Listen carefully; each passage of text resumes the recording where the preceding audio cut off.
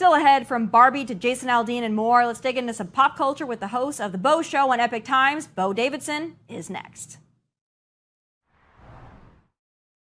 Jason Aldean's song, Try That in a Small Town, has become a smash hit for two reasons. One, it's a damn good song, and two, real America has told the cancel culture woke mob to pound sand. But in a surprising revelation, the music video for the song has been quietly edited to remove 6 seconds worth of content, showcasing the summer riot season of 2020. Now, this wasn't to appease the woke mob, but rather because the Aldean team didn't have permission to use the very real riot footage showcased in the video. Here with his thoughts on that and so much more is host of the Beau Show on Epic Times, Beau Davidson. Beau, it's great to have you. Thanks, Tommy. Great to be with you. So I want to start out with all this Jason Aldean stuff because, this is still making headlines. Yesterday, because of that removal of that 6 seconds, and a lot of outlets, including TMZ, originally made it seem as though Aldean removed it to bow to the woke mob, but now we know it was just a copyright issue or a fair use issue. So that's why those 6 seconds were removed. But the song is still doing incredibly well on the charts. I think the people have spoken. What does this tell you about the trajectory of pop culture and where it's leaning and where it's going? Are we getting more conservative? Do we have a chance here? Well, I think the fans are speaking. I mean, Jason said it best, I believe, in his concert a few days ago. I'm hearing you loudly and clearly. But I want to go back for a moment to Broken Bow Records because, Tommy, this is something that's concerning to me. I don't think for a second Jason called up his label and said, hey, guys, would you please remove that 6 seconds? I don't think that happened. But what I'm concerned about is if Broken Bow Records, his label, is saying that this is just a copyright issue, is that really true? Because I just can't imagine that happening for a simple copyright issue. You know this, Tommy. I mean, you know country music. There's such a process that people go through and they dot their I's and they cross their T's. And I just have a hard time believing that they would just all of a sudden drop this 6 seconds out because of what? Because of a copyright issue? It makes me think, and I don't know this for sure, this is speculation, that maybe some record labels, just like CMT did with Kelsey Ballerini and the drag queens, could be venturing into the woke arena and woke corporatism. Eventually, they are right now. I mean, country music radio, country music television, country music as a whole, especially since 2020, has been bending over backwards to really salute their fans with the middle finger, but also to reach some kind of a woke quota that they feel like they need to have. I mean, it really started in 2020, as we know, but with the cancellation of people like Morgan Wallen, and then, as you mentioned, Kelsey Ballerini dancing around the stage with drag queens and then talking about gun control. And then when you look at some of the artists that they showcase, artists that I have never heard before, songs I have never streamed before, concerts I have certainly never gone to before, given all the limelight on these red carpets and at these award shows, it would seem to me that country music has been evolving for at least the last 3 years in a very, very woke direction. And I don't know if there's really hope of them changing that. I think that they would rather be woke than make money. Maybe I'm wrong. No, I think that's right. But I think this is a watershed moment, Tommy. If you'll indulge me for just a second, I don't know if you remember this song from 2010 by Josh Thompson. It was called Way Out Here. And this very first line speaks to the exact same sentiment. So it was something like, our houses are protected by the good Lord and a gun. And you might need them both if you show up here not welcome, son. So you see, that line is exactly what Jason Aldean is talking about. Our houses are protected by the good Lord and a gun, and you might need them both if you show up here not welcome, son. Exact same sentiment in 2010. Difference is BLM, woke mob, wasn't after it then. Now they are, and so is CMT. And sadly, one of my favorite artists, so is Garth Brooks. Yeah, that's super unfortunate, especially when I saw that very odd video that Garth and his wife, Trisha Yearwood, put out a couple weeks ago or a week ago, imploring everyone to donate their hard-earned dollars to Ukraine. I mean, it makes my blood boil. It also makes me sick. But country music has always been about protecting your own and about small towns. And when you brought up that song, which I know, I even go back to Blake Shelton and Kiss My Country Ass. I mean, that song, if you want to look at the lyrics, that song mentions a Confederate flag. So that wouldn't be allowed, of course, today in woke country music. But I think the fans are speaking, and I think that country music is going to have to, at least in some way, shape, or form, listen.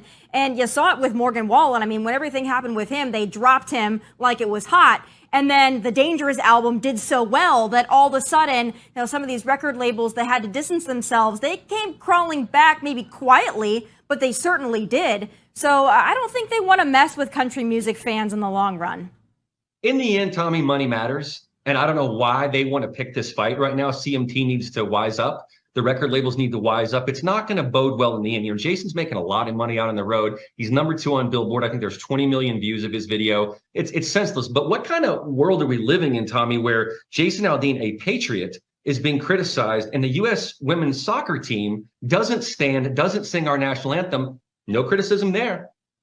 Yeah, well, again, I think that the way that wokeism has turned everything into the upside down. But, we saw it with Bud Light, seeing it with Jason Aldean, Target, some other examples. I do think that conservatives are realizing our buying power, and I think it's going to make at least a dent if we can hold on to our values and we can keep it up. But the next thing I want to turn to is also country music related. I want to get your take on this. I know this is a little bit old, but it has been still stirring up a lot of discussion. Let's take a look at Miranda Lambert and her little selfie freakout.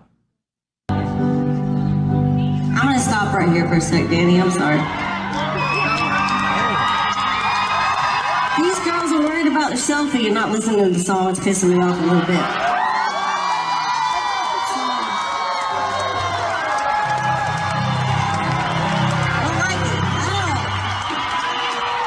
We're here to hear some country music tonight. I'm singing some country damn music.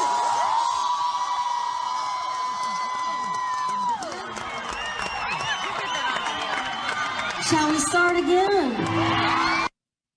So what's your initial reaction when you saw that? Now, I'm a fan of Miranda Lambert, but I don't know if that was necessarily an appropriate call out to happen from stage.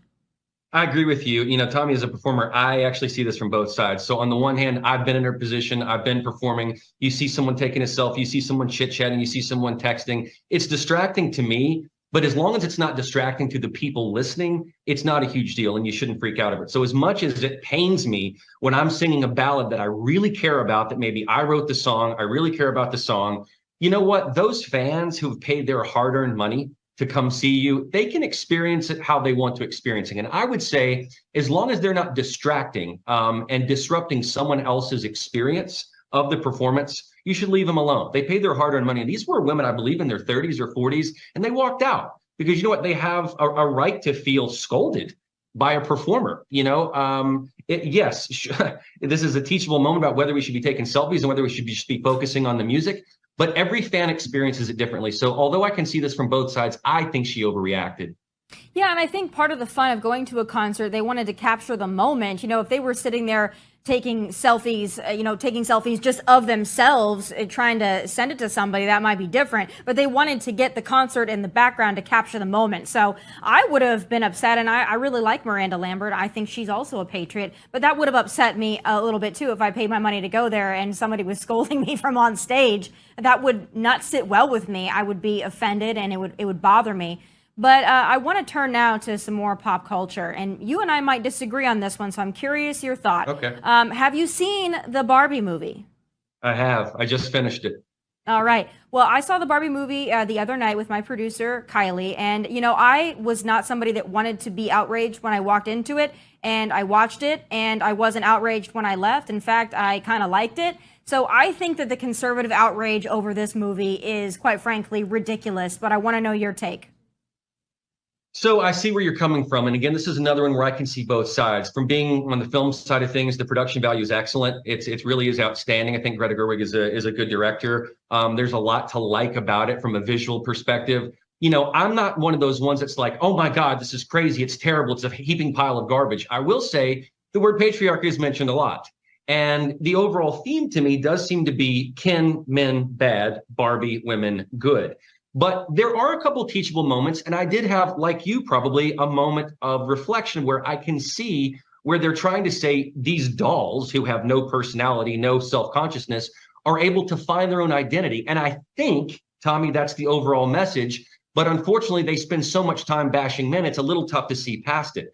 But I do have to wonder, do you remember the part of the movie where when Barbie goes into the real world and the young girl who owns her as a doll says, "You're a fascist"? I thought, how would she know that word? Who would have told her that? So it makes me wonder, Tomi, if this movie is not for kids, is it really? Because if you're a girl, young girl, and you go to see this movie, do you come out of the movie theater going, "Mommy, what's a patriarchy? What's a fascist?" And maybe that's an opportunity for the liberal-minded parents to educate and indoctrinate their kids on exactly what's being depicted in the movie. What do you think? Yeah, I disagree with you because I think if you have liberal parents, you're going to be indoctrinated by many more things besides the Barbie movie.